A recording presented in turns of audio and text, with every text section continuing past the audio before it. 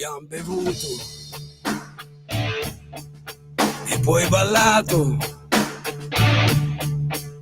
È mai possibile che ti abbia già scordato?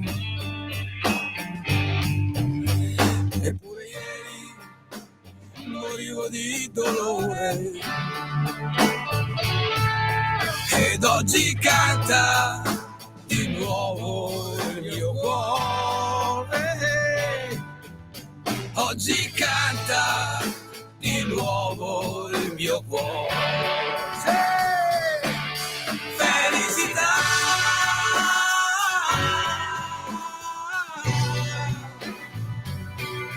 Ti ho perso ieri ed oggi ti ritrovo già. Tristezza.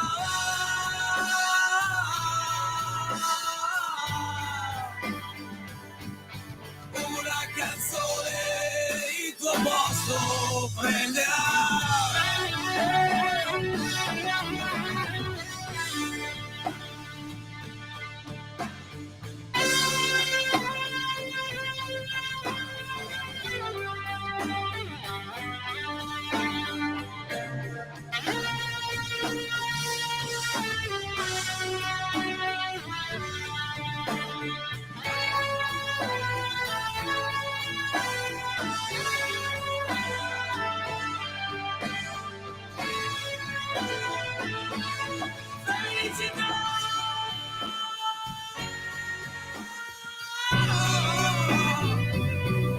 Che ho perso ieri ed oggi ti ritrovo già.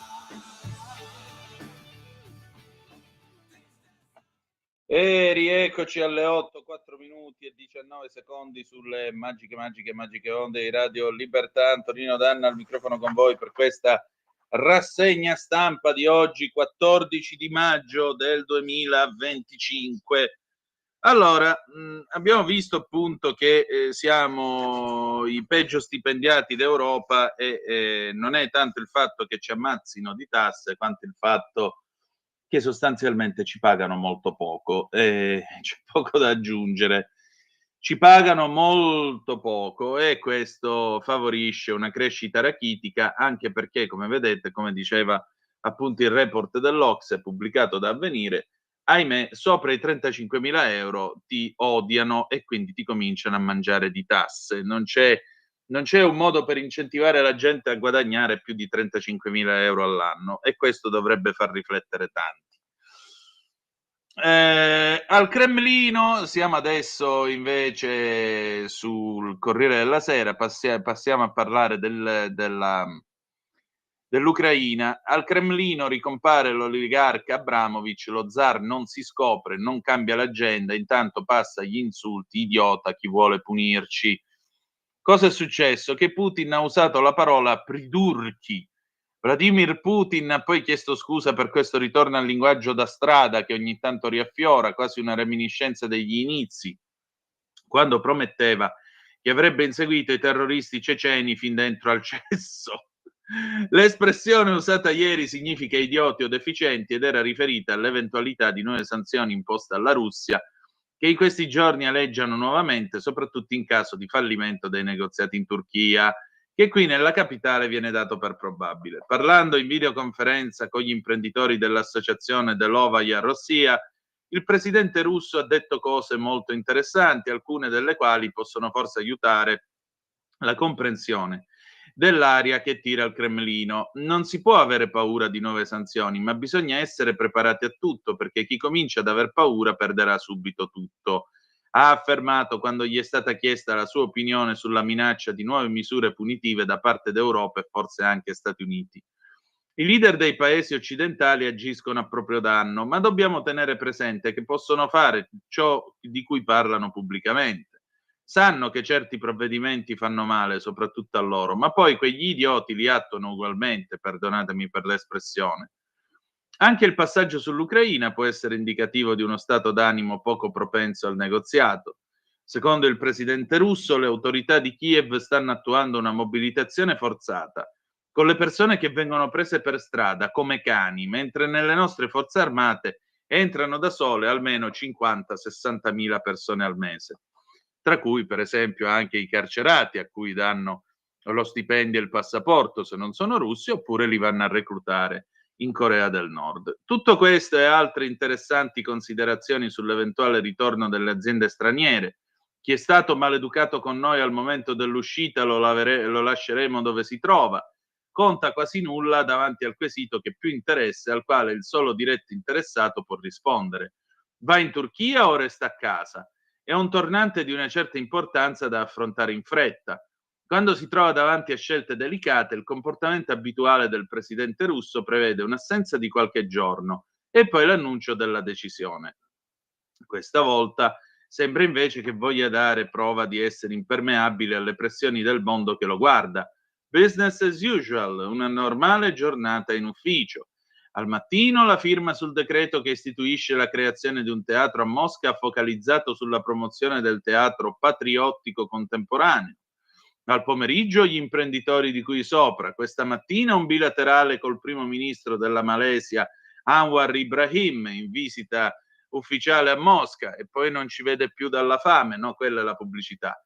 La delegazione russa è quasi fatta. Oltre al ministro degli esteri Sergei Lavrov ci saranno il consigliere presidenziale Yuri Ushakov e il ministro della difesa Andrei Belousov, con una possibile sorpresa. Ieri al Cremlino, dopo oltre un anno di assenza, si è rivisto Roman Abramovich, l'oligarca che nel 22 ebbe un ruolo fondamentale nell'organizzazione dei primi colloqui in Turchia. In ogni caso sono nomi di un certo peso che parrebbero escludere l'eventualità di un ripensamento da parte di Putin, ma chi può dirlo? Anche sotto il cielo plumbeo di Mosca si percepisce una certa confusione. Ne è prova evidente lo stesso Sergei Markov, un esperto di solito bene informato, che alle 15:26 di ieri afferma con certezza che sia il presidente russo che quello americano non saranno presenti ai negoziati. Un'ora dopo precisa che Putin ancora non si è rifiutato di volare a Istanbul. Altri media si sbizzarriscono a leggere i fondi del caffè. Il Cremlino non ha ancora contattato i giornalisti che lavorano nel pool di Putin. Un membro della squadra di Pavel Zarubin, il suo intervistatore di fiducia, confida che loro non si accingono a partire. Ma altre fonti sostengono che Donald Trump è capace di far cambiare l'opinione di Putin. Se ci va lui, appar chiaro che bisogna seguire il presidente americano per capire cosa potrebbe fare quello russo. Almeno una certezza. Molti dubbi sull'esito di questi nuovi negoziati turchi.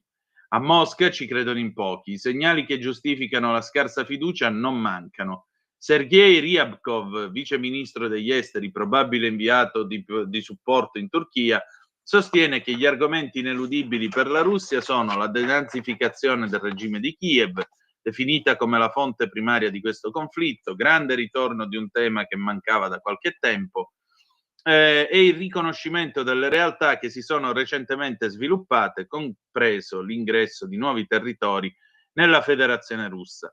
Se queste sono le premesse, Putin o non Putin, meglio non farsi illusioni. Nel frattempo nel governo c'è Maretta perché Tajani gelo con Meloni su Kiev, scrive ancora il Corriere della Sera. Chiedete a lei perché non c'era. Tensioni fra gli alleati al governo e il ministro, serve giocare un ruolo da protagonisti. Cosa dice Tajani? Tajani manda una serie di avvertimenti, scrive Marco Galluzzo sul Corriere della Sera.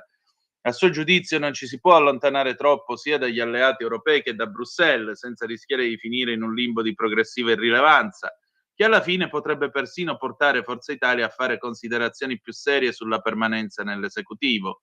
Sono in parte riflessioni private, confidate ai suoi, in parte dichiarazioni pubbliche. Di sicuro per la prima volta il leader che ha preso in mano l'eredità di Berlusconi vede e sente qualcosa che non gli piace. È in costante rotta di collisione con Matteo Salvini, ma manda anche quello che appare come un messaggio in bottiglia alla sua premier. Bisogna avere il coraggio di giocare un ruolo da protagonisti per la pace in Europa, Ucraina e Medio Oriente. Può anche essere una frase di circostanza, ma nella giornata di ieri ha assunto sfumature insolite, perché le parole sul coraggio sembrano rivolte anche a Palazzo Chigi e sfiorano le critiche rivolte alla Meloni, allontanata sia da Parigi che da Londra o per non essere stata presente a Kiev. In secondo luogo perché il ragionamento è stato abbinato a un moto quasi di stizza. A chi gli chiedeva se la Premier ha fatto bene a non andare a Kiev, Tajani alla fine è sbottato: chiedetelo a lei. Di solito Tajani è un politico misurato che difficilmente si lascia scappare qualcosa che esula da una prudenza quasi proverbiale, eppure ieri ha aggiunto che lui non farebbe mai parte di un governo anti-europeo. Al convegno su De Gasperi e Schuman, nella sede dell'UE a Roma, non le manda a dire: se qualcuno volesse scardinare l'UE, io e Forza Italia resteremmo con la UE. Forza Italia è europeista e nel Partito Popolare Europeo. Noi vogliamo gli Stati Uniti d'Europa. Chi fa scelte contro la UE crea un danno ai cittadini. Salvini avvertito, ma anche Meloni sembra di capire, deve registrare. E con i giornalisti che gli fanno notare come il segretario di Stato USA abbia chiamato i ministri degli esteri di Regno Unito, Francia, Germania e Polonia, ma non l'Italia, Tajani è tranchant. È una notizia di ieri. Il ministro cita anche l'enciclica cara a Papa Leone XIV, la Rerum Novarum è alla base dell'economia UE e dell'economia sociale di mercato. Non è per l'odio di classe, ma per la giustizia sociale. Col tramonto dell'Europa spuntano i nazionalismi. Da Chigi non arrivano repliche. Meloni, attesa oggi alla Camera per rispondere alle domande del Premier Time, ha continuato a lavorare sul piano diplomatico con un confronto telefonico col presidente russo Erdogan. A questo punto, visto che viene tirata in ballo la Lega, andiamo a vedere a che punto stiamo, perché stamattina La Stampa, e così i malumori di Tajani ci offrono lo spunto per parlarne, La Stampa pubblica questo pezzo addirittura con il titolo L'assalto della Lega, niente di meno, pensate un po'. Pagina 16 sulla Stampa. L'offensiva su fisco, lavoro, pensioni inquieta gli alleati di centrodestra. Muro sul MES, Giorgetti torna a chiedere all'UE la proroga del PNRR oltre il 2026. Matteo Salvini, il MES non lo ratificheremo mai. Riprendiamoci la nostra quota di 15 miliardi, spendiamola per tasse e pensioni. Cosa scrive Luca Monticelli sulla Stampa? La madre di tutte le battaglie per la Lega è rappresentata dalla quinta rottamazione delle cartelle, il cui progetto originario prevede 120 rate in 10 anni, senza interessi né sanzioni, e con la possibilità di mantenere il piano di pagamento dilazionato anche con 7 rate non versate. Secondo le intenzioni della Lega, bisogna entrare nel vivo dell'esame del disegno di legge e chiudere in commissione al Senato nel giro di un mese. A favorire questa strategia è il ministro Giorgetti, impegnato nella ricerca delle coperture. Lo Stato Maggiore salviniano è convinto che le risorse necessarie si aggirino intorno al miliardo, cifra che, se confermata dal MEF, renderebbe fattibile il provvedimento. Ovviamente occorre il via libera di Fratelli d'Italia e Forza Italia, che invece hanno sempre considerato prioritario il taglio di 2 punti dell'aliquota IRPEF al 35% per i redditi tra 28.000 e 50.000 euro. Capitolo lavoro. Il sottosegretario Durigon ha annunciato che oggi il gruppo depositerà come stavamo dicendo, scusate, depositerà una proposta di legge in materia di salari che stabilisce una flat tax al 5% per i primi 5 anni a vantaggio dei giovani under 35, con un'iniziativa che la Lega considera la risposta al salario minimo, richiesta a gran voce dal centro-sinistra, oddio mio, richiesta dal centro-sinistra e dalla CGIL. Poi ci sono le pensioni. Abbandonato il sogno di smontare la Fornero e con l'impossibilità di tornare all'oneroso sistema delle quote, il massimo sforzo si focalizza sullo stoppare l'aumento dell'età pensionabile. L'Istat ha registrato un aumento dell'aspettativa di vita che si tramuterebbe in un incremento di 3 mesi dell'età pensionabile a partire dal 27. Fumo negli occhi dei leghisti, tanto che lo stesso Giorgetti ha promesso un impegno per sterilizzare l'aumento. Anche in questo caso però le coperture non sono indifferenti, almeno 1 miliardo. Perciò il veicolo migliore dove inserire la norma pare essere proprio la legge di bilancio. Nel dibattito è tornato d'attualità pure il MES, il meccanismo europeo di stabilità, che serve da paracadute finanziario per il fondo salvabanche. Lunedì all'Eurogruppo Giorgetti ha ribadito ai colleghi che in Parlamento non ci sono i numeri per ratificarlo, Quindi l'Italia resta l'unico paese a non averla approvato. Non solo Matteo Salvini ribadisce che la Lega non ratificherà mai quello che considera un cappio al collo dell'UE, ma lancia una provocazione. Rispondiamo proponendo di liquidare la quota italiana per riprenderci i nostri 15 miliardi con cui potremmo abbassare le tasse, fare investimenti, aumentare le pensioni. Il segretario della Lega è convinto che dal MES non avremo alcun vantaggio, le nostre banche godono di ottima salute. Più flessibile l'atteggiamento di Forza Italia. Non siamo contrari per principio, ma non è la priorità. Saremmo pronti a votare il MES se ci fosse il controllo democratico, spiega Antonio Tajani.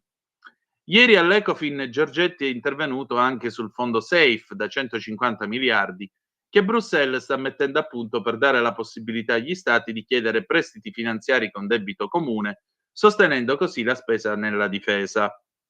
Giorgetti ribadisce la presenza dell'Italia per i fondi del settore privato, visto che l'utilizzo di SAFE avrebbe un impatto sul debito pubblico. Quel che sta a cuore al Ministro dell'Economia è la proroga della scadenza del PNRR oltre l'estate del 26 per aumentare il margine di bilancio a disposizione degli Stati membri e rispondere all'esigenza di aumentare la spesa per la difesa. Un ragionamento che non collima con la posizione di Fratelli d'Italia, col ministro Tommaso Foti e il commissario UE Raffaele Fitto, che hanno più volte bocciato l'idea di una proroga del PNRR. Attenzione, attenzione, attenzione. Andiamo a vedere intanto, eccoci qua, Trump da rabbia sul Fatto Quotidiano, eccolo qui. La pace è vicina, toglie le sanzioni alla Siria, all'Iran. Oddio, scusate, mi si è un pochettino incriccato il cambio. Toglie le sanzioni alla Siria e all'Iran, mai l'atomica. Cosa dice Trump, che ha incontrato il principe Mohammed bin Salman, l'amico di Matteo Renzi, MBS, al US Saudi Investment Forum? Parla di pace in Medio Oriente, oltre che d'affari, con un'ora di ritardo sul programma. Da un lato tutte le persone civili devono condannare le atrocità del 7 ottobre contro Israele, dice, dall'altro è certo che la popolazione di Gaza merita un futuro migliore, ma questo potrà o non potrà accadere finché i suoi leader sceglieranno di rapire, torturare, prendere di mira uomini, donne e bambini innocenti. Peccato che sia proprio il premier israeliano a tornare sulla guerra. Nei prossimi giorni entreremo nella striscia di Gaza con tutte le nostre forze per completare l'operazione e sconfiggere Hamas, annuncia. Eppure, secondo Trump, la pace è a un passo. Dopo tanti decenni di conflitto, finalmente è alla nostra portata raggiungere il futuro che le generazioni prima di noi potevano solo sognare. Una terra di pace, sicurezza, armonia, opportunità, innovazione, successi proprio qui in Medio Oriente. Ed è con Riyadh che gli USA si starebbero coordinando per i negoziati sulla striscia, secondo il portavoce regionale del Dipartimento di Stato Samuel Warburg. Sui negoziati per Gaza però Trump non entra nei dettagli. Ieri la giornata tra affari e finanze si è conclusa con una cena di Stato con i membri del Consiglio di cooperazione del Golfo, Bahrain, Kuwait, Oman, Qatar, Arabia Saudita e Emirati Arabi Uniti. Poi la partenza per Doha, dove le delegazioni palestinesi e israeliane hanno ripreso i lavori per la tregua, e ancora Abu Dhabi. Di certo è saltato l'incontro con l'ostaggio israelo-americano Ilan Alexander, liberato lunedì dai miliziani di Hamas, grazie a un dialogo diretto con gli attivisti palestinesi pro-Trump negli USA. Saltato anche il grande annuncio del riconoscimento dello Stato di Palestina da parte del leader USA, che molti davano in arrivo già in volo verso il Golfo, volo su cui il presidente non ha ammesso la stampa. L'annuncio più forte però è la Siria. Ordinerò la cessazione delle sanzioni contro la Siria per dar loro una possibilità di grandezza, ha detto, spiegando di aver preso questa decisione durante le discussioni col principe saudita e col presidente turco Recep Tayyip Erdogan. E il presidente ha già accettato di salutare il presidente siriano, hanno fatto sapere dalla Casa Bianca, rilanciando l'incontro con Ahmad al-Shara. Quanto agli assetti regionali, Trump ha annunciato che sua fervente speranza e desiderio, persino sogno, che l'Arabia Saudita, paese per il quale ho un tale rispetto, entri presto negli accordi di Abramo, riferendosi agli accordi con cui gli altri paesi arabi hanno normalizzato le relazioni con Israele. ma lo farete al momento opportuno per voi. A Teheran ha riservato un avvertimento: voglio un accordo con l'Iran, ma diversamente non avremo altra scelta che infliggere la massima pressione, portando a zero l'export del petrolio iraniano. Ora spetta a Teheran decidere, ma la nostra offerta non durerà per sempre, ha concluso il tycoon, incassando un lungo applauso alla promessa che l'Iran non avrà mai l'arma nucleare. Stessero molto attenti i signori di Teheran, che questo fa sul serio, non è quel rincoglionito di Biden, il quale tra l'altro ieri è venuto fuori questo libro di alcuni colleghi della CNN, secondo i quali un report interno ai Dem avrebbe profetizzato un eventuale, nel caso di rielezione di Biden, un presidente sulla sedia a rotelle, incapace di badare a se stesso. Quindi io torno a chiedere: chi cacchio ha governato gli Stati Uniti d'America negli ultimi 4 anni? Chi è che ha preso le decisioni? A saperlo. Noi nel frattempo andiamo avanti, che ora si è fatta? Le 8:23. Andiamo, dove siamo qui? C'era una cosina che vi volevo leggere. La Toscana, Depardieu. Vabbè, intanto diamo un'occhiata a quello che sta succedendo a Napoli e l'Ilva. Dove sta? Dove sta? Dove sta? Ah, ecco, a proposito, ve l'avevo annunciato mentre leggevo le prime pagine. Siamo sulla Verità, ne parla Nino Sunseri. In nome degli affari, Elkan si scopre trampiano al vertice coi sauditi, spunta pure il capo di Stellantis. Le manovre del fondo PIF. Sembra una folgorazione. C'erano già stati sguardi complici alla Casa Bianca nei giorni successivi al Liberation Day. $1 milioncino regalato per la cerimonia di insediamento, una telefonata, un messaggino notturno: John, vieni con me a Riyadh. E John Elkann è andato, si è convertito al trumpismo, pronto a vendere jeep, sorrisi e magari anche un po' d'Italia nel pacchetto. Il contesto è appunto il Saudi US Investment Forum, Musk, Zuckerberg, Altman, i padroni del digitale a fare i visionari. Elkann invece è più sobrio, con la sua grisaglia a tessere retti tra Stellantis e i petrodollari.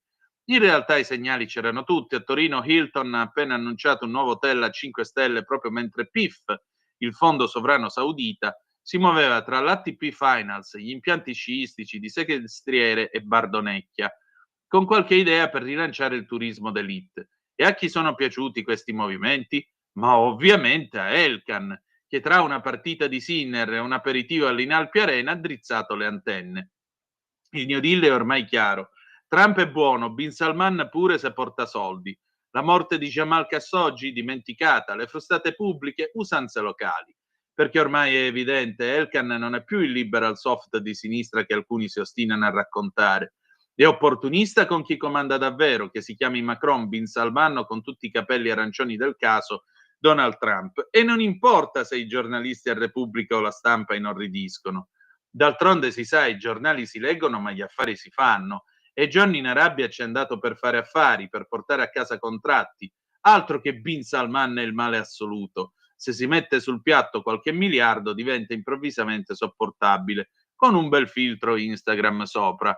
Beh, insomma, loro hanno sempre avuto in famiglia la passione per l'Arabia. Vi ricordo che nel 76 per L'(Arabia, non no, l'Arabia nel senso di stato d'animo, perché vi ricordo che nel 76 l'avvocato fece l'accordo con Gheddafi quando la Libia entrò per qualche anno all'interno del CDA della Fiat. Facevamo la 132 a quel tempo, che voi poveri non vi potevate permettere. Andiamo avanti, andiamo avanti. Ogni tanto scusate, ma mi vengono fuori, vengo posseduto da queste cose, capita, vi chiedo scusa, vi chiedo scusa.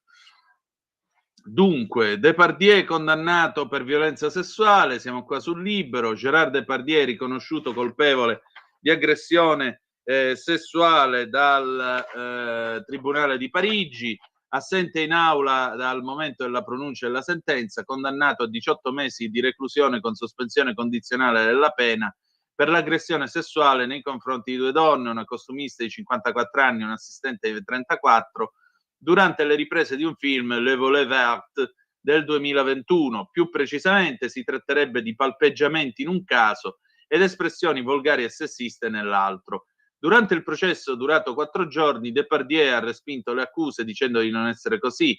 Ha ammesso di aver usato un linguaggio volgare e sessualizzato sul set del film, anche di aver afferrato i fianchi alla costumista durante una discussione, ma ha negato che il comportamento fosse di natura sessuale. Il Tribunale Penale ha invece sposato la tesi dell'accusa in conformità con la richiesta del pubblico ministero, ha anche pronunciato una condanna a 2 anni di ineleggibilità e la sua iscrizione nel registro degli autori dei reati sessuali. Andiamo avanti con... No, qui dobbiamo tornare indietro. Andiamo a vedere un po' che cosa possiamo dirvi. C'è sempre la polemica sui permessi al killer di Milano, sempre qui su Libero, pagina 6, sono le 8:28, facciamo di fretta. Il CSM ha aperto un fascicolo perché i permessi al killer di Milano sono stati firmati dal giudice anticab. Del caso De Maria si è occupato il giudice Turri, che nel 13 condannò in primo grado Berlusconi a 7 anni per concussione e sfruttamento. Che cosa è successo? Toccherà dunque al Ministero della Giustizia, al Consiglio Superiore della Magistratura, verificare come sia stato possibile che De Maria, visti i precedenti, non fosse rinchiuso in una REMS, ma addirittura assunto come receptionist in un albergo nel centro di Milano. Gli uffici ministeriali e del CSM in particolare dovranno verificare la correttezza dell'operato di Giulia Turri, la giudice del Tribunale di Sorveglianza di Milano, che aveva autorizzato la liberazione di De Maria. La magistrata, divenuta famosa una decina d'anni fa per aver presieduto il collegio che condannò Silvio Berlusconi a 7 anni di prigione per concussione e prostituzione minorile al termine del processo Ruby, accuse da cui poi era stato assolto, nel 23 aveva infatti avallato l'istanza per il lavoro esterno di De Maria nella direzione del carcere di Bollate, dove stava scontando la pena per aver assassinato a coltellate una donna tunisina. Consiglieri laici di centrodestra del CSM, Isabella Bertolini, Daniela Bianchini, Felice Giuffre, Fratelli d'Italia, Claudia Ecker, Lega e Enrico Aimi, Forza Italia, ipotizzano ci possa essere stata da parte sua una sottovalutazione e hanno chiesto l'apertura di una pratica per verificarne la condotta anche sotto il profilo disciplinare. Le 8:29 minuti e 54 secondi, pausa, meteo, pubblicità e poi Earth, Wind and Fire, Got to Get You Into My Life, 1978, tra poco. Stai ascoltando Radio Libertà, la tua voce libera, senza filtri né censura. La tua radio.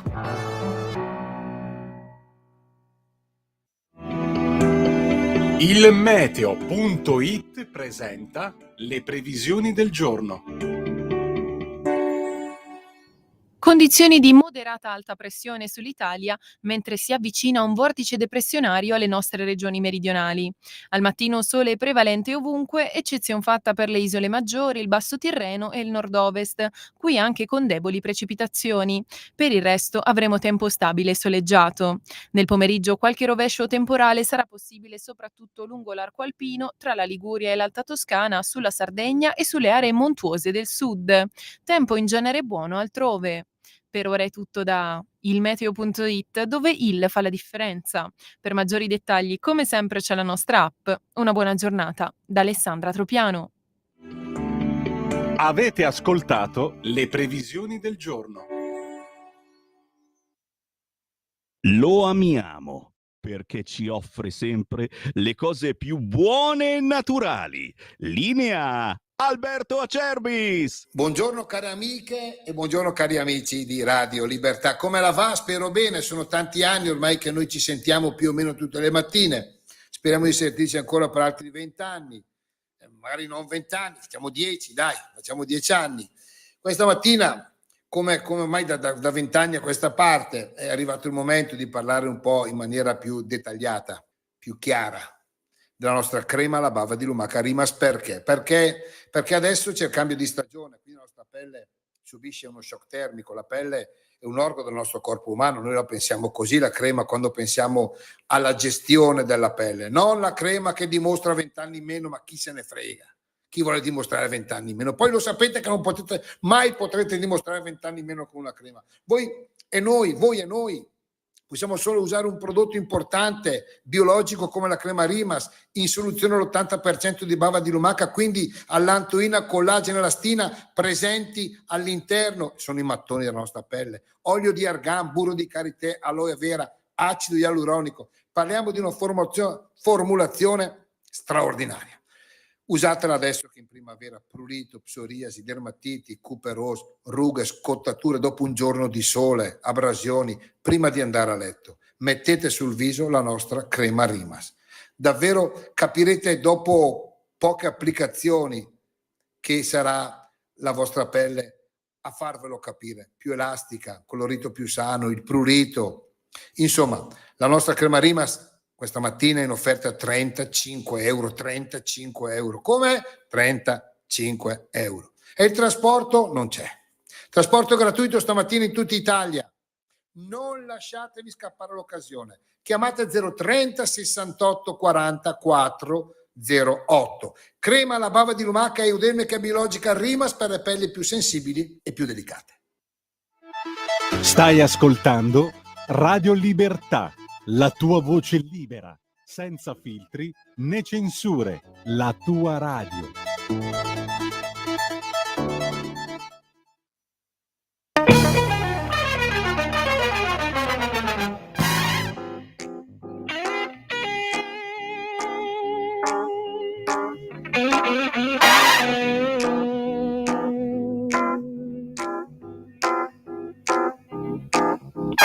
Got to get you into my life, into my life. Got to get you into my life, into my life. Got to get you into my life, into my life. Got to get you into my life, into my life. Got to get you into my life, into my life.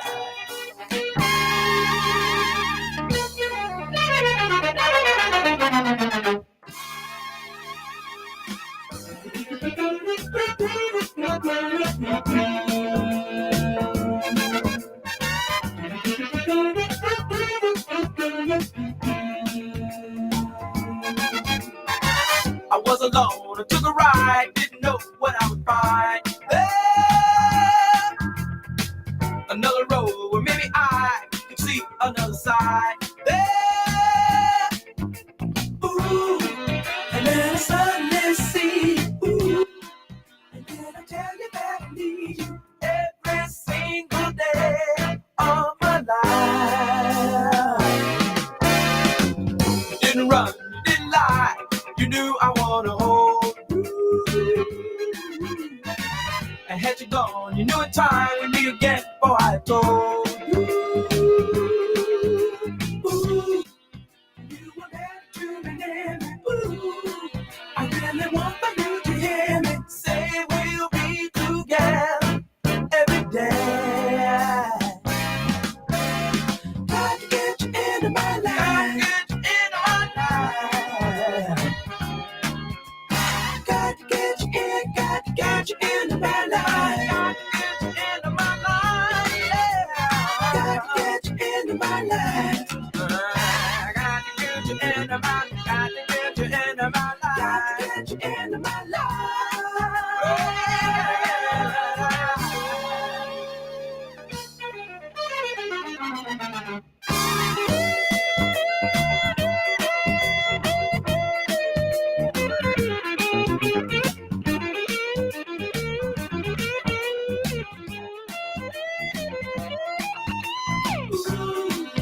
Then I suddenly see you. Did I tell you that I need you every single day of my life? Got to get you into my life. Got to get you in, got to get you into my life. My life. Got to get you into my life. Got to get get you into my life.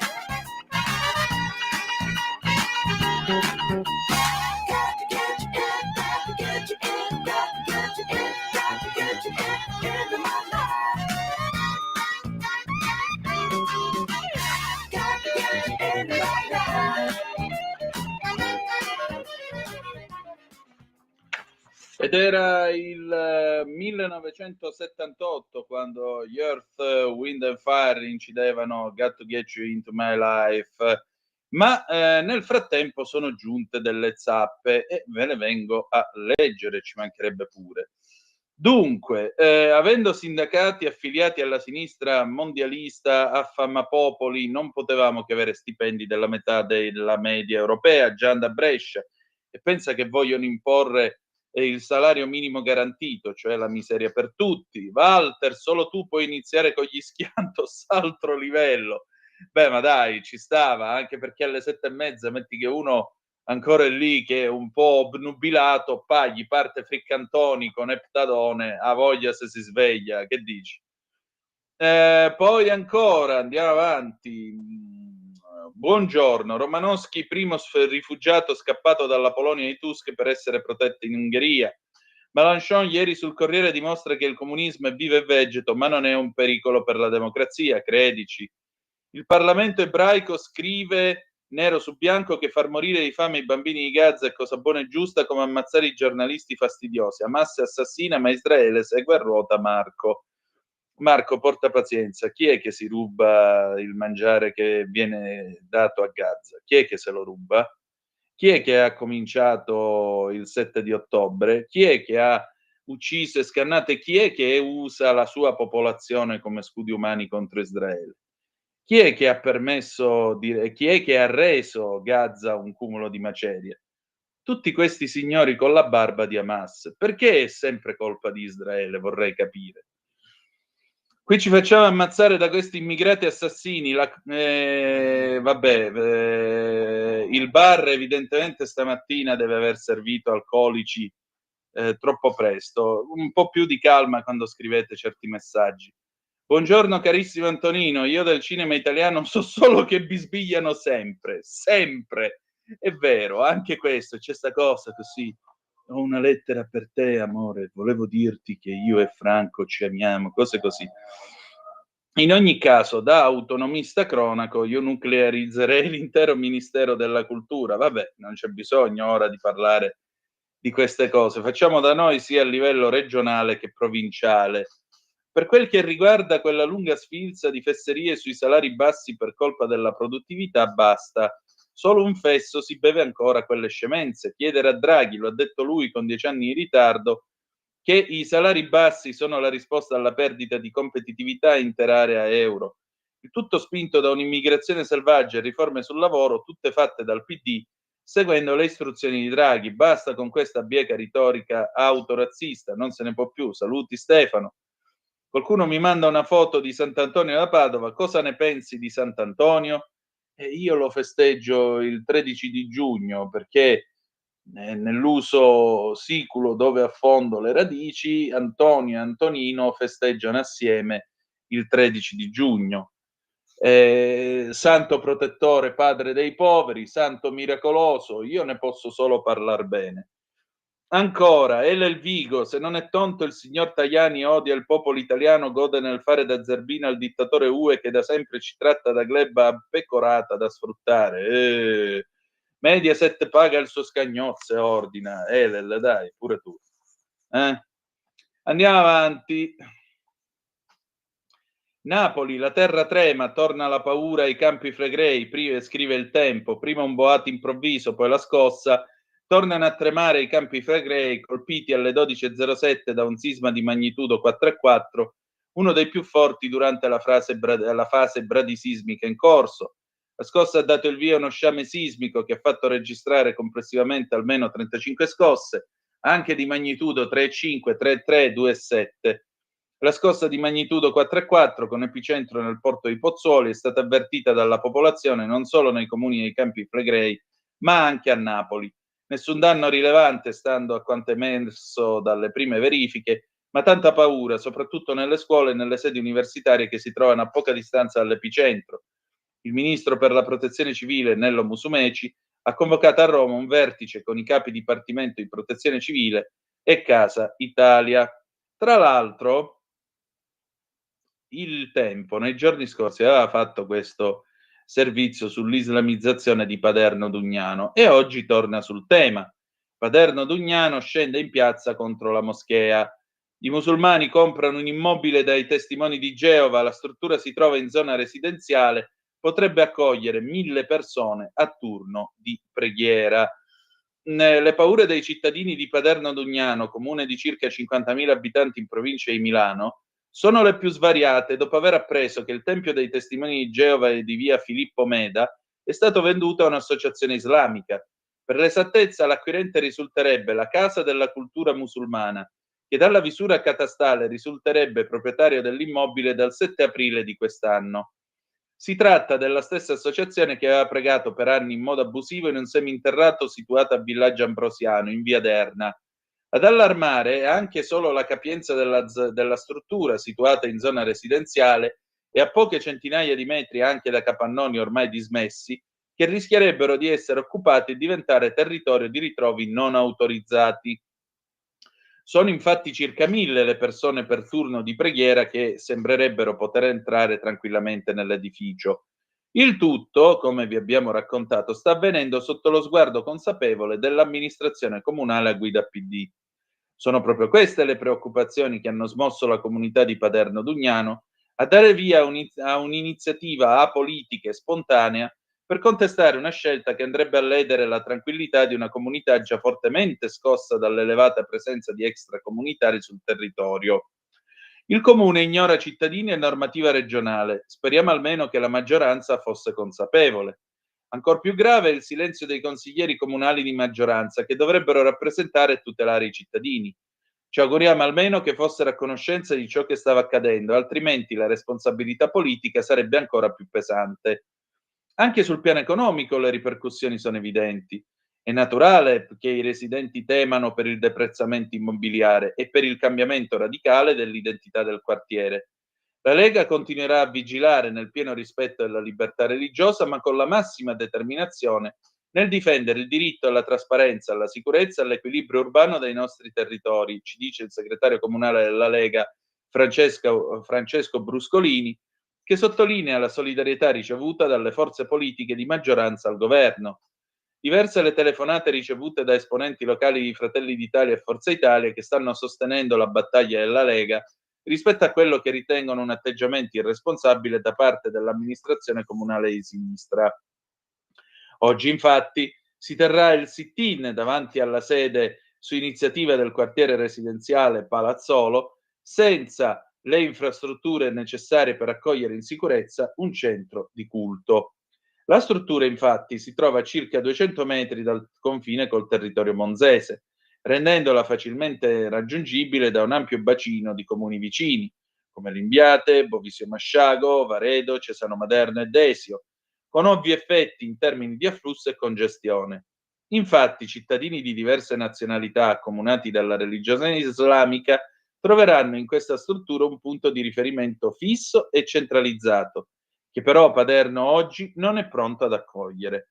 La situazione a Paderno è estremamente sentita. In base a quello che abbiamo potuto percepire parlando con alcuni cittadini, la questione non è più di colore politico. Le persone non stanno facendo un discorso di destra o di sinistra, ma hanno il terrore che vengano cancellate le loro abitudini, che venga messa in bilico la propria sicurezza, che i valori occidentali siano messi in secondo piano. Oggi per le vie del comune a manifestare sono persone che stanno chiedendo di poter essere sicure in casa propria, senza bandiere, senza colori, senza schieramenti. Bene, se c'è qualcuno che vuole chiamare da Paderno Dugnano, 02 92 94 7222. Nel frattempo abbiamo le regionali Sidish Line Gianni in Toscana, Salvini blinda il modello Zaia riconosciuto ovunque. Il deputato del Carroccio Zinzi spera nel tavolo di coalizione per presentarsi in campagna. La condizione il Veneto lasciata agli alleati meloniani per garantire gli equilibri al nord. Cosa succede che appunto nella giornata di ieri pure Zaia riceve un endorsement da parte del proprio leader Matteo Salvini. Il suo buon governo, insieme a quello del centrodestra, ribadisce il vice premier, è riconosciuto non solo in Italia, ma a livello continentale. La Lega ha cresciuto una classe dirigente di centinaia di sindaci e amministratori locali. Il Carroccio dunque non ha alcuna intenzione di mollare il Veneto, che ormai da diversi anni rappresenta l'epicentro di un certo modus operandi. L'unico ostacolo, d'altronde, a queste latitudini potrebbe arrivare solo dalla stessa coalizione di centrodestra. Fratelli d'Italia, ad esempio, ha più di una volta detto di essere interessata al prossimo Doge.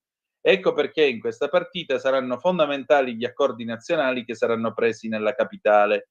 Qualora Matteo dovesse cedere la regione in cui è più forte, dovrebbe avere più di una semplice contropartita, motivo per cui Zinzi sogna concretamente di guidare la Campania, ovviamente sempre Piantedosi permettendo. Le 8:47 e 59 secondi, quasi 8:48, adesso passiamo oltre, andiamo a fare un altro giro.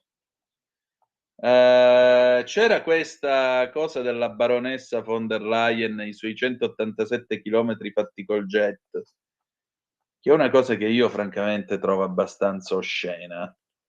Pagina 5 sul Libero. Guardate qua, io veramente sono esterrefatto, ve lo dico. Ursula usa il jet privato per fare 187 chilometri, mentre l'UE impone il Green Deal, la Presidente viaggia in aereo da Bruxelles a Lussemburgo. La difesa era il mezzo più veloce. Ceccardi, vergogna. Senza stare a scomodare il sordiano Marchese del Grillo, io sono io e voi, eccetera, l'episodio che vede protagonista la Presidente della Commissione europea Ursula von der Leyen risulta piuttosto istruttivo. La Presidente, per andare da Bruxelles a Lussemburgo, totale 187 chilometri, ha affittato un jet privato molto, ma molto inquinante, alla faccia dei cittadini europei che ogni giorno si trovano a fare i conti con norme green sempre più complicate e costose. Pizzicata, Ursula ha fatto spiegare alla sua portavoce Paola Pigno che con lei c'erano anche la Presidente del Parlamento europeo Roberta Metsola e il Presidente del Consiglio europeo Antonio Costa e che la scelta del jet è stata fatta a causa della fitta agenda. Del resto i tre venerdì scorso dovevano incontrare a Bruxelles il neo presidente tedesco Merz e l'ultimo appuntamento era alle 12:30, ma alle 14 toccava essere a Lussemburgo per l'evento dedicato al 75° anniversario della dichiarazione di Robert Schuman. E si sa, 187 chilometri in auto in un'oretta scarsa non li fai nemmeno se sei al volante Lewis Hamilton. Del treno non se ne parla nemmeno, per quella tratta ci vogliono oltre 4 ore. Insomma, che altro poteva fare la poveretta? Chi scrive deve confessare che a un certo punto ci aveva pure creduto. Peccato che quello di Ursula per i jet privati sia un vero e proprio vizietto. Solo nel 24 ne ha presi 23, pari all'80% del totale di voli privati prenotati dall'intera Commissione europea. A far tana alla von der Leyen, già un anno fa, era stato il settimanale tedesco Der Spiegel. Anche in quell'occasione un altro portavoce della Commissione, Erich Mamer, si giustificò con questioni di tempo e d'agenda. Ma non è finita qui. Nel 21 la stessa vicenda era stata raccontata dal britannico Telegraph, che aveva svelato come Ursula dall'inizio del suo incarico nel 19 avesse preso degli air taxi per 18 dei suoi 34 viaggi ufficiali. Tra questi spicca quello per percorrere, sentite un po', appena 50 chilometri tra Vienna e Bratislava. Ora l'ultimo episodio risalente a pochi giorni fa, a testimoniare quello che viene descritto come uso eccezionale dovuto all'agenda e che in realtà sembra essere proprio un'abitudine consolidata. E adesso qui Parlamento. Qui Parlamento.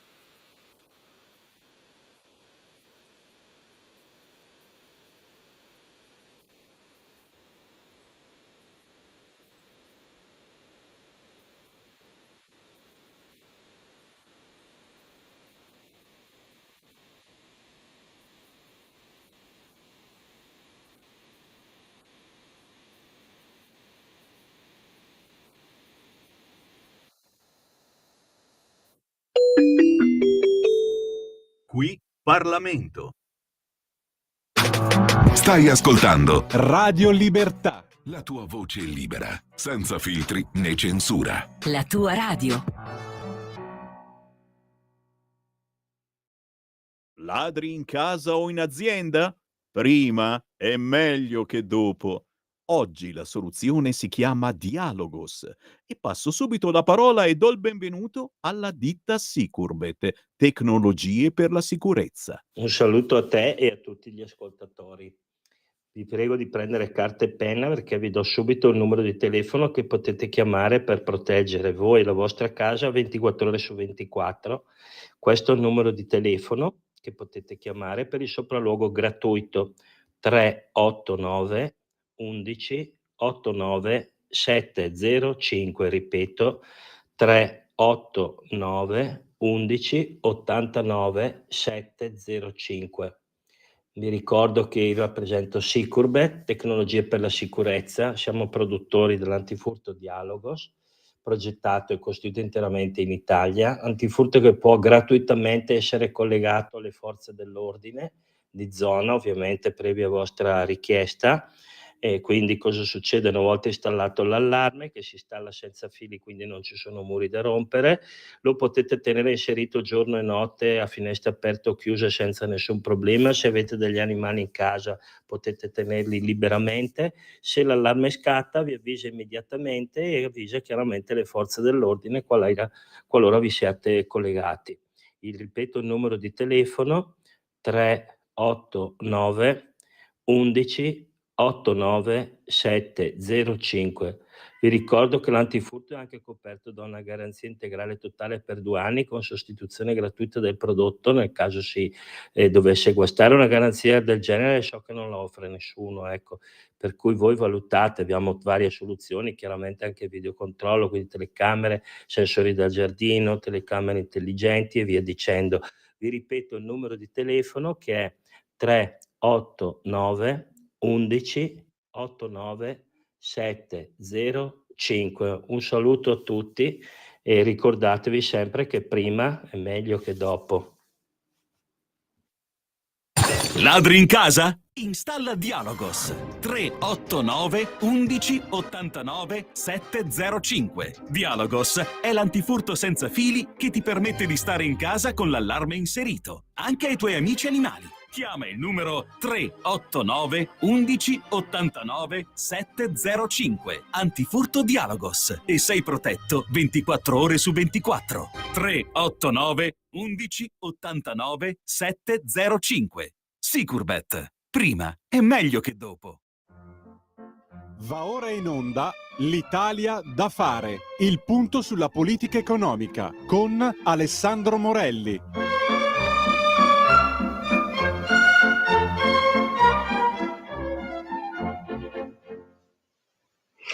E alle 9, 3 minuti e 58 secondi sulle magiche onde di Radio Libertà, qui alla rassegna stampa come ogni mercoledì, ho il piacere di ritrovare il sottosegretario alla Presidenza del Consiglio dei Ministri con delega alla programmazione e coordinamento della politica economica, Alessandro Morelli.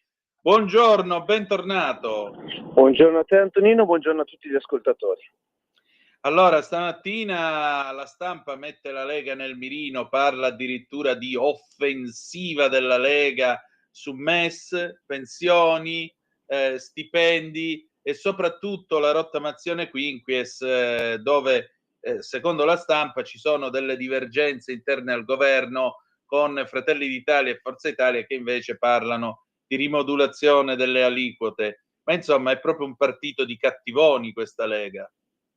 Diciamo che a dire la verità, quando hai iniziato la tua argomentazione dicendo che la stampa ce l'ha con la Lega, ho pensato e qual è la notizia, caro Antonino? No, però tornando seri, rispondendo chiaramente alla tua domanda. Ci sono dei temi sui quali la Lega si è esposta in questi mesi in maniera assolutamente chiara, trasparente, ufficiale. Partiamo dai primi, quindi hai citato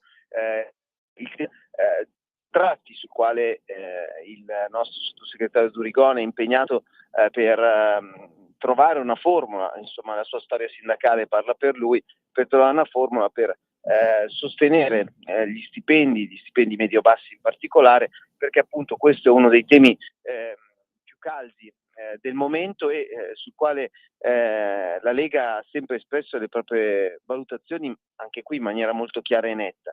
Purtroppo la scelta che è stata fatta nel corso degli ultimi decenni, aprendo a mercati che sono mercati che possono utilizzare il mercato del lavoro da inserire nella bilancia del costo complessivo della produzione, quindi il mancato rispetto dei minimi diritti dei lavoratori, dei minimi diritti ambientali, ha permesso a mercati come quello cinese, quelli asiatici in generale, di fare una grande crescita, cosa impossibile per il mercato italiano, per le imprese italiane, che non solo hanno avuto la difficoltà di dover confrontarsi appunto con delle regole differenti, ma anche, sottolineiamolo, perché avendo una moneta con un cambio fisso, una moneta comunitaria con un cambio fisso, non ha più il mercato finanziario, non ha più potuto svalutare la moneta mettendola sulla bilancia che poi compone il prezzo dei prodotti. Dunque la prima voce da limitare, se non tagliare, è stata proprio quella dei salari e degli stipendi. Poi hai citato alcuni altri temi, per esempio la rottamazione quinques, che dal nostro punto di vista è fondamentale, è richiesto da tutte le categorie, dagli ordini professionali, che come uno strumento che veramente potrà liberare milioni di famiglie, milioni di imprese e professionisti, che peraltro non è in antitesi, a differenza di come lo propongono i giornali e a volte, dobbiamo ammetterlo, anche alcuni dei nostri alleati, non è assolutamente in antitesi con la rimodulazione delle aliquote IRPEF, anzi, grazie agli introiti che lo Stato avrà grazie alla rottamazione quinques, troveremo le finanze per appunto sostenere una rimodulazione dell'IRPEF, che è l'obiettivo generale del centrodestra, in piena coerenza. Altri temi che hai citato sono nell'agenda della Lega oramai da tempo, sui quali la Lega sta lavorando perché appunto possano essere inseriti in un programma più generale del governo di centrodestra, tutti coerenti chiaramente con gli annunci fatti dal centrodestra durante la campagna elettorale. Ora diciamo che i nodi stanno venendo tutti a pettine. Vannacci domani diventa vice segretario del partito, mentre invece c'è dibattito su Zaia in Veneto e naturalmente anche il dibattito su Zinzi in Campania. Vannacci che cosa porta in dote alla segreteria Salvini e su Veneto e Campania come evolverà la situazione? Come può evolvere? Sicuramente il generale ha dimostrato di essere una risorsa per il partito, ma è un partito che è risorsa per Vannacci, ricordiamocelo sempre. Il simbolo, il brand è quello che porta al successo i singoli. Detto questo, il generale ha avuto un grande merito e Matteo Salvini ancora di più nel sceglierlo come tra i candidati di punta delle ultime europee, semplicemente dimostrato dal fatto che appunto Vannacci stesso ha raccolto centinaia di migliaia di preferenze da parte degli italiani, uscendo anche dal recinto della Lega, e questo è stato sicuramente un aspetto fondamentale per il buon risultato avuto alle ultime europee.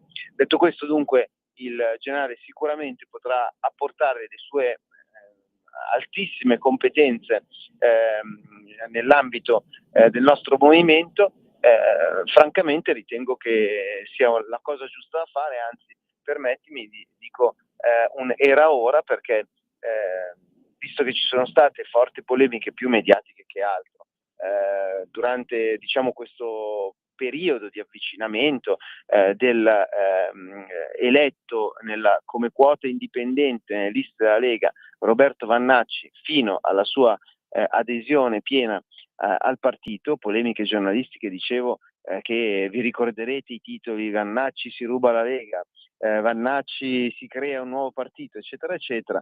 Ora, era ora, perché almeno tutte queste polemiche sterili, che però hanno purtroppo sono state ampiamente condivise dall'opinione pubblica, vengono azzerate come sempre dai fatti.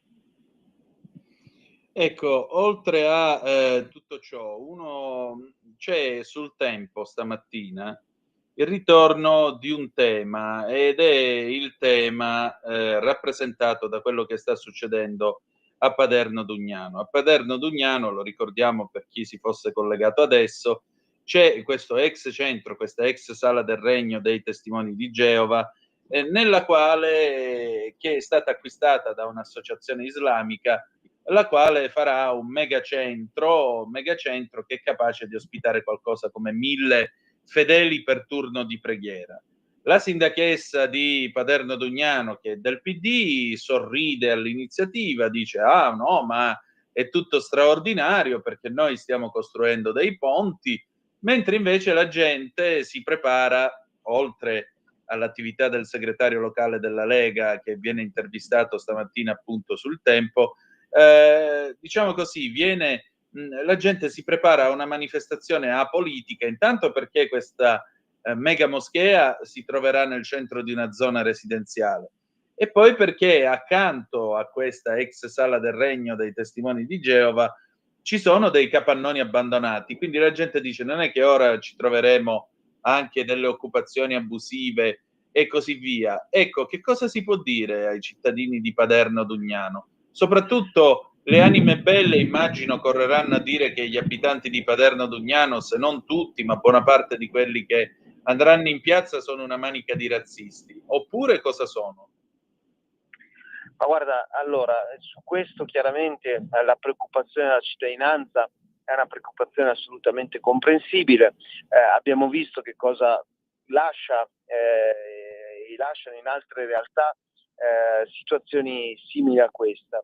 Chiaramente poi vedremo come verrà sviluppato questo progetto. Detto tutto questo, però, la mia forte preoccupazione, che è assolutamente coerente e pienamente vicina alla sensibilità dell'opinione pubblica locale, diciamo guarda anche un po' più in alto, e cioè la minaccia che l'Islam ricopre in generale, non solo in Italia ma a livello continentale, è una minaccia vera. Dunque io alzerei il tono della discussione. Ora è chiaro che il cittadino residente che abita di fianco a questa ipotetica realtà è preoccupato, e noi siamo al fianco di questo cittadino esponendo le criticità che lui denuncia. Ma noi dobbiamo guardare anche più in alto rispetto ai pericoli che l'Islam invece rappresenta, e non lo dico perché ogni tanto capita qualche personaggio che in molti, soprattutto i media, definiscono lupo solitario, ma che in realtà sappiamo tutti perfettamente essere parte di grandi reti che vanno a interessare migliaia e migliaia di fedeli islamici in tutta Europa. Ma dicevo perché appunto questa religione è in totale antitesi con il nostro modello culturale, con le regole costituzionali, con la democrazia. Molti di questi personaggi sono personaggi che in maniera assolutamente pubblica, e le trasmissioni televisive che spesso guardiamo diciamo ce lo dimostrano, quelli che vediamo nei servizi di diritto e rovescio e delle altre trasmissioni non sono dei pazzi scriteriati, sono i leader locali di comunità molto numerose. Ci sono personaggi che intorno a noi che ritengono che la donna abbia un valore inferiore rispetto all'uomo, che ritengono necessario che le bimbe portino fin da subito il velo, che poi viene venduto come un simbolo di libertà, ma che in realtà sappiamo perfettamente cosa significa. Chiudo ricordando che a prescindere dalle valutazioni, dai criteri, dalle sensibilità che possono essere diverse rispetto all'approccio verso questa religione, manca proprio l'aspetto basilare del rapporto tra una qualunque amministrazione e soprattutto lo Stato e questi questi sedicenti leader religiosi che sono gli imam, e cioè il fatto che lo Stato italiano non ha mai sottoscritto alcun accordo con i religiosi islamici, semplicemente perché è impossibile farlo.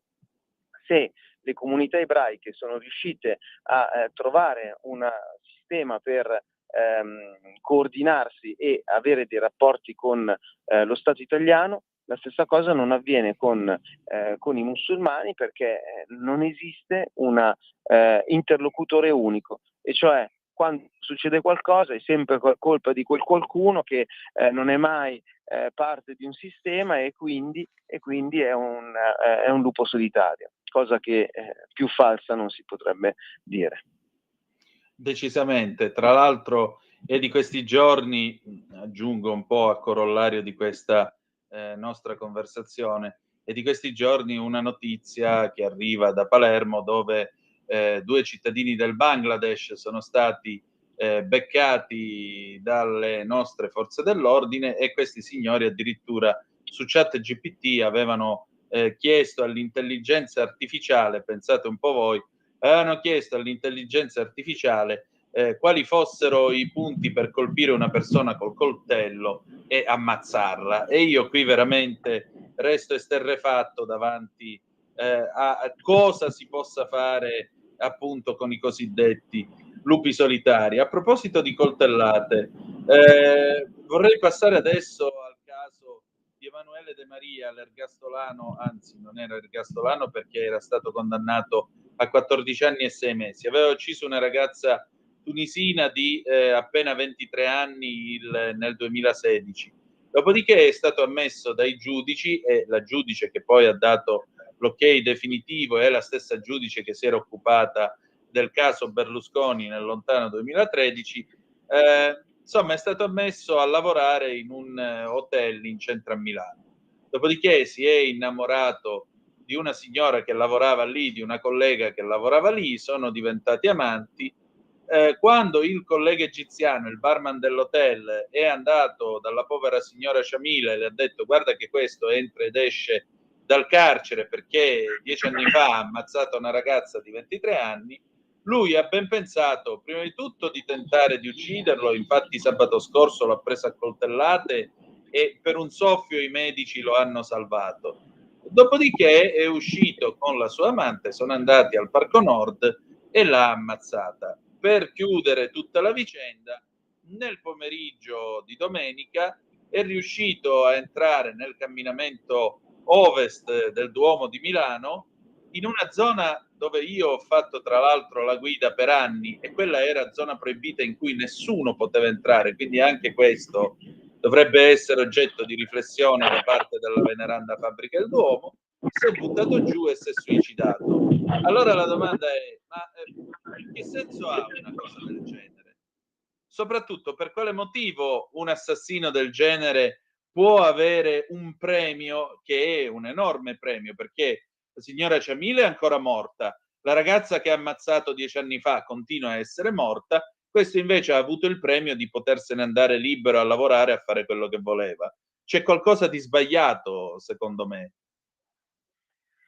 Purtroppo su questo chiaramente la follia, perché di questo probabilmente stiamo parlando, di questo personaggio ha colpito ancora e ha ucciso, appunto, dicevi, ha fatto perdere la vita a una persona, ha fatto rischiare di perdere la vita ad un'altra persona ancora. Noi però dobbiamo, su questo tema, dobbiamo puntare l'attenzione su quelle che sono delle regole basilari della nostra società, e cioè il tema della certezza della pena. È chiaro che se dopo pochi anni, a seguito di un omicidio, efferati omicidi peraltro, questi personaggi sanno di poter uscire, di poter usufruire appunto di permessi e sistemi che permettano in qualche maniera di tutelarli, di premiarli, è chiaro che insomma questo aspetto, questa casistica ha degli aspetti assolutamente negativi. C'è da dire che nel numero di personaggi, di delinquenti che hanno comunque possono usufruire di questo tipo di strumenti, grazie a Dio gli strumenti funzionano. Dunque è evidente che su questi casi bisogna porre la massima attenzione. Probabilmente anche chi segue questi personaggi nell'ambito delle carceri deve fare ancora maggiore attenzione, però diciamo che i numeri sono dalla parte del sostegno di un recupero di delinquenti. Detto questo, però, rimane il punto fermo: non è possibile che dopo pochi anni un assassino sappia che con una buona condotta può aderire a degli strumenti che veramente lo premiano dopo aver fatto quello che ha fatto. Diciamo così, stamattina viene fuori, e ne scrive il quotidiano Libero, l'incredibile vicenda della signora von der Leyen che per dover coprire 190 chilometri di strada ha ben pensato di prendere l'aereo anziché andare con l'automobile. Ma questi sono, Antonino, questi sono i geni del green, quelli che a me e a te obbligano a non utilizzare la macchina Euro 5, perché di questo stiamo parlando, di andare in giro col monopattino, con la bicicletta elettrica prodotti in Cina, e addirittura di creare il bando del motore endotermico al 2035, obbligando tutti quanti ad andare in giro con la macchina probabilmente cinese, perché costa molto meno della macchina europea totalmente elettrica. Questi sono questi personaggi che chiaramente da questo punto di vista ci stanno creando dei danni inenarrabili a me e a te, ma a tutti i nostri concittadini, ma soprattutto ai nostri figli, perché stiamo sostanzialmente depauperando la ricchezza europea. L'Europa ha ha un plus rispetto a tutti gli altri continenti. È il continente più ricco, non solo dal punto di vista economico-finanziario contingente del bilancio annuale, ma è più ricco perché ha la storia più lunga del mondo, e dunque la ricchezza della nostra popolazione è una ricchezza ormai profonda. Il portafoglio della nostra popolazione, della popolazione europea, è in assoluto il più ricco del mondo. Detto questo, il rischio è che a furia di ammazzare la industria automobilistica, depauperare tutto l'altro genere di industrie, dalla produzione di materie prime e materie seconde, pensa all'acciaio, pensa ad altre opportunità, ad altri prodotti, è chiaro che il salvadanaio diventa sempre più povero, perché tu continui a comprare, sei abituato a mantenere un livello di vita altissimo e di qualità della vita altissimo, ma dall'altra parte tutti i prodotti li compri dall'estero. È evidente che continuare a spendere senza mai guadagnare, a livello di sistema il continente si sta sempre più impoverendo. Ma questi sono merito, questa situazione è le scelte dell'Europa, e quindi è esattamente coerente con quello che l'Europa ha fatto e ha voluto fare con una maggioranza di centrodestra e centrosinistra. Lo dobbiamo sempre ricordare, che ancora oggi governa l'Europa. Però vedi, la Lega cerca di fare quello che può per contrastare, sia dal punto di vista politico in Europa, sia dal punto di vista governativo in Italia. Io in questo momento, per esempio, sto andando nelle Marche, dove con il mio Dipartimento per la programmazione economica abbiamo investito miliardi per quanto riguarda il fronte della sanità, quindi di servizio al cittadino, ma anche dello sviluppo delle tecnologie e della ricerca per quanto riguarda il settore medico e biomedico in tutta Italia. Sto andando a Porto San Giorgio, dove c'è stato un investimento importante, un piccolo comune dell'Adriatico, dove però un piccolo problema a livello di sistema era un enorme problema, ma verrà risolto, perché abbiamo investito circa 8 milioni di euro per riqualificare il porto di Porto San Giorgio, che è un porto dove c'è un'importante marineria anche di pescatori. Insomma, noi rimaniamo con i piedi per terra, anche se in questo caso parliamo di mare, perché cerchiamo di dare delle soluzioni pratiche a persone che poi portano e fanno economia, a lavoratori che vogliono continuare a poter lavorare. Il problema è che mentre noi lavoriamo per permettere ai lavoratori, in questo caso ai pescatori, di fare il loro lavoro, dall'altra parte l'Europa ci impone per esempio delle misure assurde per la lunghezza del pesciolino che deve essere pescato, o dei fermi pesca che impediscono ai nostri lavoratori di produrre, fermi pesca che però vengono finanziati con fondi europei, quindi sempre con il portafoglio che si depaupera, e tutto questo che cosa causa? Causa che alla fine al mercato ci arrivano i prodotti ittici della Turchia, dell'Algeria, dell'Egitto, che insomma anche mio figlio Aimo di 8 anni capisce perfettamente che così facendo sostanzialmente stiamo tagliando il ramo sul quale siamo seduti. Decisamente. Per concludere, perché abbiamo gli ultimi 3 minuti, i referendum, c'è tanta polemica sui referendum e soprattutto ce n'è uno che tocca non poco le battaglie storiche della Lega. La cittadinanza, c'è questa idea di dimezzare la cittadinanza. Ieri la Schlein ci faceva la lezione dicendo che la legge del 1992 è troppo vecchia. Vorrei informarla del fatto che la legge precedente era del 1913, se è per questo, ma al di là di questo fatto, il punto è che mentre in Italia le forze di sinistra o progressiste dicono no, dobbiamo dimezzare a 5 anni, in Inghilterra c'è un altro che è laburista, quindi mi viene difficile pensare che Starmer si sia iscritta alla Lega stamattina, ma può anche darsi che sia successo. Noi siamo qua, mica abbiamo la palla di vetro, e Starmer dice non solo resta il periodo di 10 anni, ma io ti faccio anche l'esame per sapere se sai parlare l'inglese come Dio comanda, e soprattutto niente più gente che viene con le mani in mano e non sa che cosa fare. Se vuoi venire in Inghilterra devi avere delle qualifiche, devi avere una preparazione di base per cominciare a lavorare appena arrivi. Ecco, la domanda è chi è che ha capito bene come gestire le cose, la Schlein o Starmer? Abbiamo perso il sottosegretario Morelli.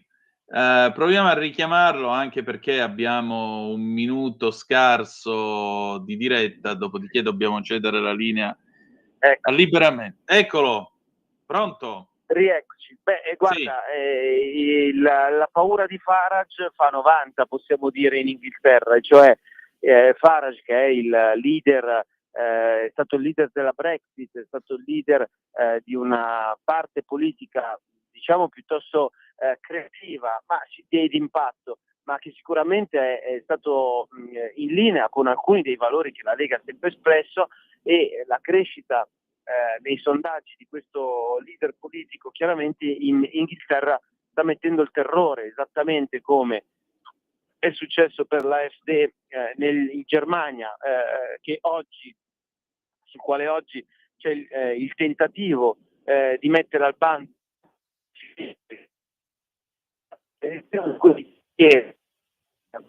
i numeri non erano importanti, era considerato costituzionalmente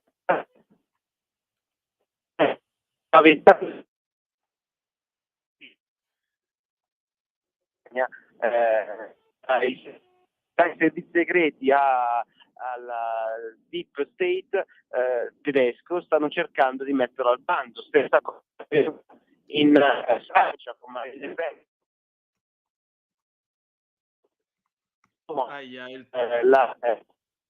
Ok. Altrettanto in Romania.